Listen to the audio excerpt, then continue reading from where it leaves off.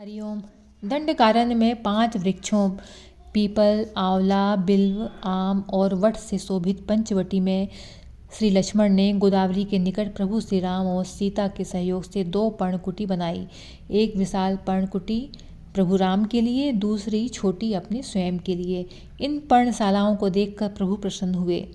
शीतकाल में गोदावरी स्नान करके वास्तु पूजन किया। दूसरे दिन सुबह गोदावरी स्नान के समय प्रभु श्री राम जी के नेत्र भर आए। उन्होंने अपने भाई लक्ष्मण से कहा, भैया लक्ष्मण, इस शीत में तपस्वी भाई भरत प्रातः सरयू स्नान करते होंगे। वो बहुत कृश हो गए होंगे, बहुत दुबले हो गए होंगे, वो शीत से कांपते होंगे। पता नहीं वो अग्नि का आश्रय लेते भी हैं या नहीं। अब तो यहाँ उनके समाचार भी नहीं मिल सकते।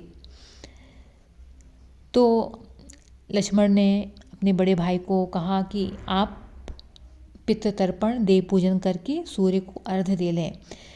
लक्ष्मण जी ने अग्रज को आश्वासन दिया, रक्षा का भार संभालें। पितृव्य गिद्धराज जटायु भाई भरत के तनिक ऊपर उड़कर यहीं से देख लेंगे, तो मैं उनसे अयोध्या के समाचार पूछ आऊँगा। प्रभु श्री राम लक्ष्मण का यह नित्य कर्म हो गया कि प्रतिदिन वो जटायु को प्रणाम करने पहुँचते, उनसे भाई भरत और अयोध्या के समाचार लेते। एक दिन जटायु ने उनसे कह ही दिया, वत्स रामभद्र, आप प्रातःकाल गिद्ध के अशुभ दर्शन का कष्ट आप इस शीत में मत किया करो। भगवान श्री राम विनम्र होकर कहने लगे, तातश्री, आपका अशुभ दर्शन है यह सोचने वाला अभागा है। आपका स्मरण तो प्राणियों को परम पावन करने वाला है। खर दूषण और त्रिशिरा के वध के पश्चात एक दिन आहारचर्या से लौटते समय जटायु ने आकाश मार्ग में देखा कि भगवान श्री राम एक स्वर्ण मृग के पीछे दौड़ रहे हैं, फिर उसी ओर लक्ष्मण जा रहे हैं।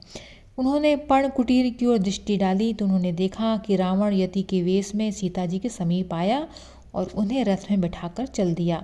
सीता जी विविध प्रकार से विलाप करने लगीं। जटायु सीता जी की रक्षा के लिए तुरंत वहां पहुँचे। हे सीते पुत्री, भय मत कर, मैं इस राक्षस का नाश करता हूँ। फिर वो रावण को बहुत बुरी तरीके से ललकारने लगे और उसके बाल पकड़कर रथ से नीचे पृथ्वी पर गिरा दिया। सीता जी को एक ओर बैठाकर लौटे और चोंचों से मार मार कर रावण के शरीर को विदीर्ण कर डाला। रावण एक घड़ी तक मूर्छित रहा। तब खिसियाते हुए क्रोधित रावण ने अपनी भयानक कटार से जटायु के पंख काट डाले। जटायु प्रभु श्री राम की अद्भुत लीला का स्मरण करके पृथ्वी पर गिर पड़े। प्रभु श्री राम का स्मरण करते करते जटायु को अपने पूर्व जन्म का ध्यान आ गया। उन्हें ध्यान में ये आया कि हम दोनों भाई संपाति और मैं पूर्व जन्म में पाटेश्वरपुर नगर के राजा तरंग राय के सबल और महाबल नामक 2 पुत्र थे। निंदित कर्म के परिणाम स्वरूप महर्षि अष्टावक्र से श्रापित होकर हमें मांसाहारी गृध्र योनि मिली। क्षमा याचना स्तुति करने पर दयालु महर्षि ने हमें महाबली विशालकाय दीर्घजीवी गिद्ध पक्षी होने और प्रभु श्री राम का कार्य करने के बाद जीवन मरण से मुक्त होकर हरिलोक प्राप्ति का वरदान दिया।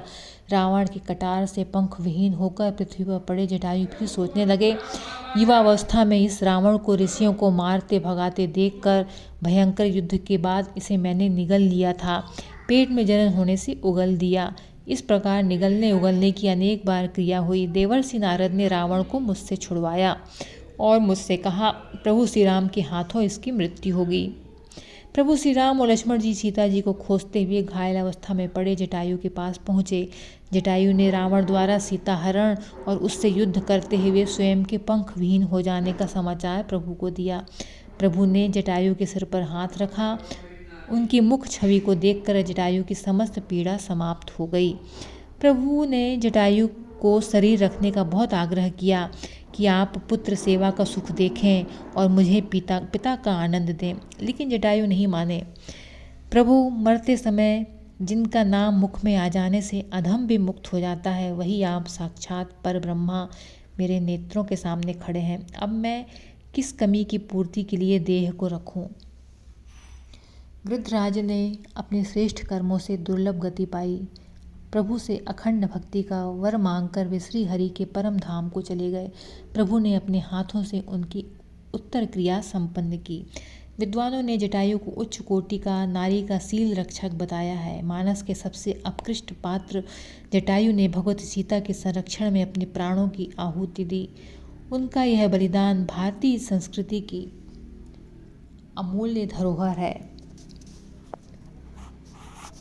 तो नारी की सील रक्षा में गिद्धराज जटायु का आत्मोत्सर्ग है और उन्होंने माता सीता को